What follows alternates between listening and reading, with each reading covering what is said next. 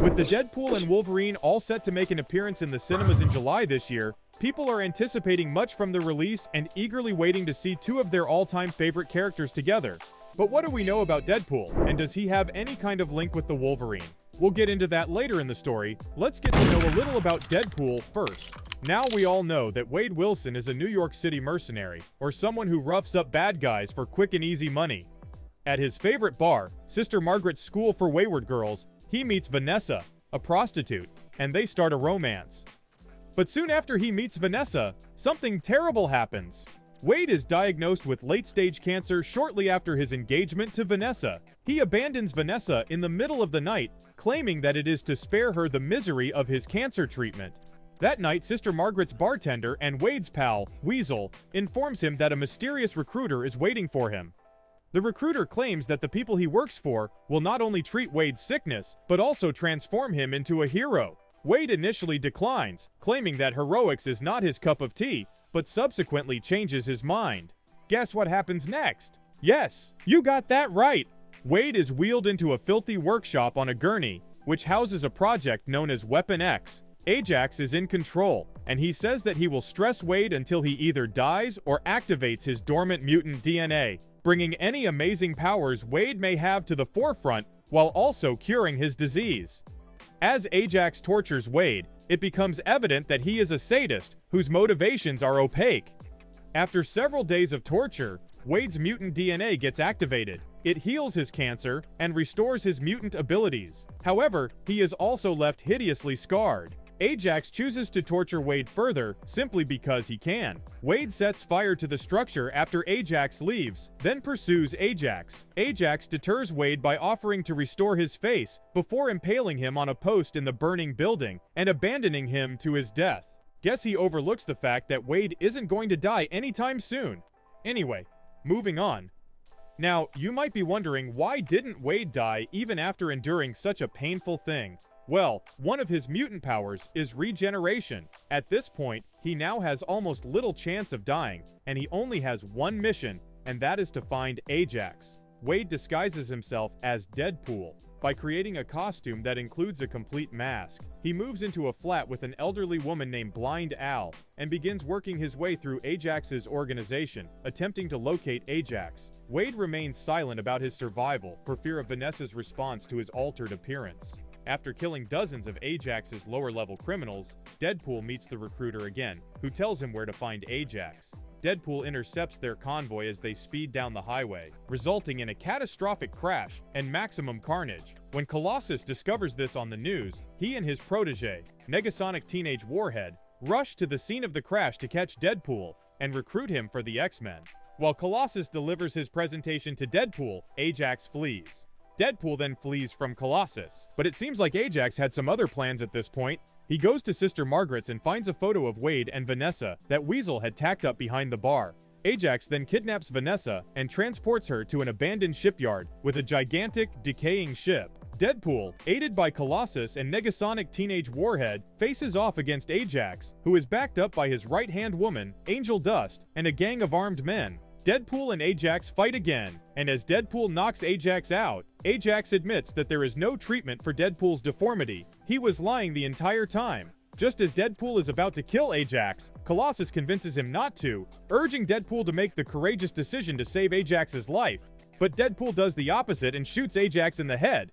Finally, Deadpool needs to deal with Vanessa. She's more than a little irritated that her fiancé has been living without informing her. Deadpool removes his mask, and while Vanessa is taken aback by his physical appearance at first, she immediately tells Wade that she doesn't mind and will get used to it. They make up under the ruins while Deadpool listens to Wham's careless whisper on his phone. But the story doesn't end here!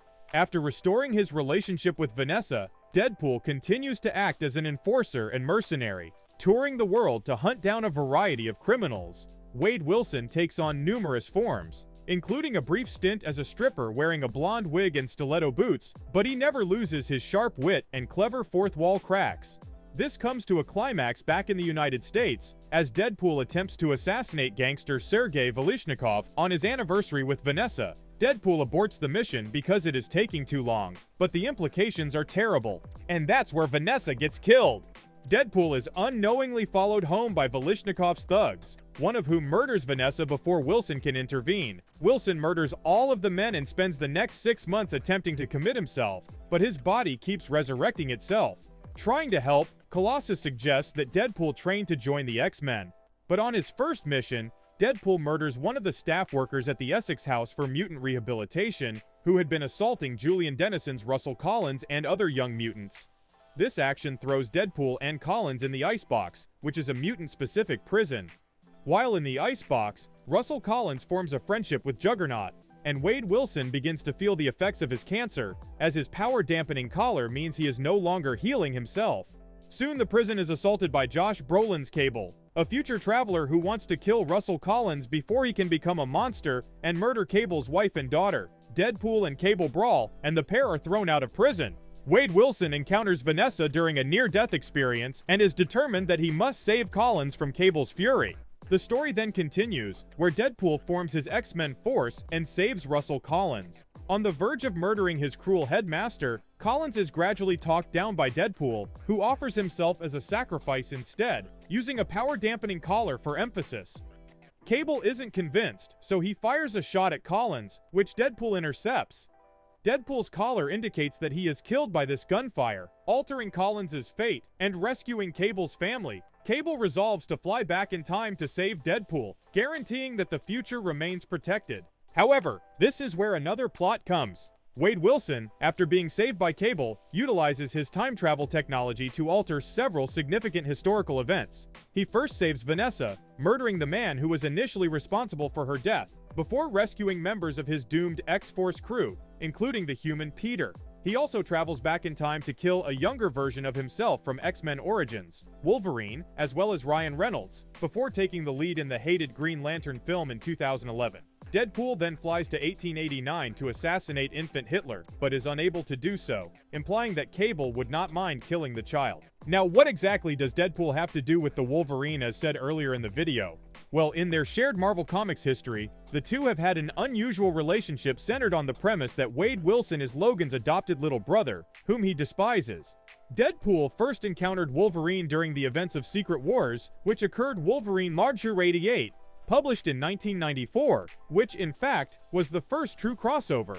This is kind of odd in retrospect because X-Men, the animated series, used to reveal Deadpool's face as a nod to their shared Weapon X past. Deadpool did not appear as a character, but his memories and shapeshifter forms were used to screw with Wolverine. They reunited in Wolverine Annual 99, where they teamed up against a pack of werewolves. Following the brawl, the two agreed to a truce when Wolverine hit Deadpool in the face and offered to let Deadpool buy him some drinks. Although the two argued from time to time, they never addressed the elephant in the room. Deadpool was an experiment aimed at synthesizing Wolverine's healing factor. He wasn't a clone, but rather an attempt to reproduce Logan in his non-mutant form. They finally addressed this in the pages of Wolverine Origins, as Deadpool went full Chuck Jones with several ludicrous Wolverine traps before finally capturing his victim. Their relationship took another turn during Jerry Duggan's stint on Deadpool.